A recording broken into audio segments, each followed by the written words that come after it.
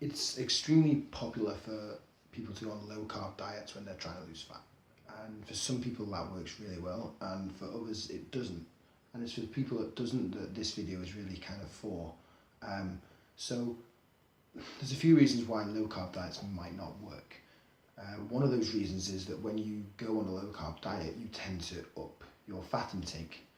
And this can lead to a few problems. But first we need to break down kind of like the calories in protein, fat and carbs. So carbohydrates have 4 calories per gram, protein has 4 calories per gram, and fat has 9 calories per gram. So fat has more than double the amount of calories per gram than the other two. So when you lower your carb intake, if you drastically increase your fat intake, you're not going to have to increase it by much to take your total calories over what you need to be eating. So if we take, for example, a female who needs to say eat 1,300 calories a day to get to where she wants to be and to lose the fat she wants to lose, if she has 50 grams of nuts, which isn't much, so like a small handful, that's going to be about 300 calories.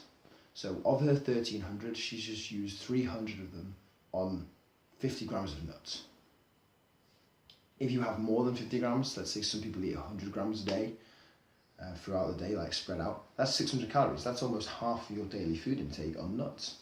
And so it's very, very easy to overeat on these so-called health foods when you've got a fairly small calorie quota to hit.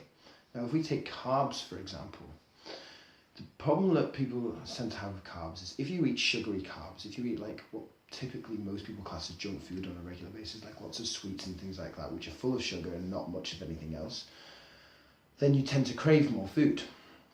And this is why people advocate going on a low carb diet, because people tend to crave more food when they eat sugary carbs.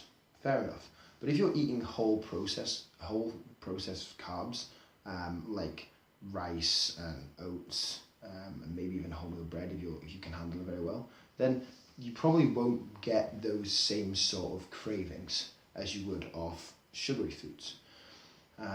So if we actually kind of like break this down a little bit, most people that go on low carb diets drastically increase their fat intake, then they overeat on fat, and then they still can't lose weight. Now, don't get me wrong, there are some people that do very well on low carb diets, and that's fine.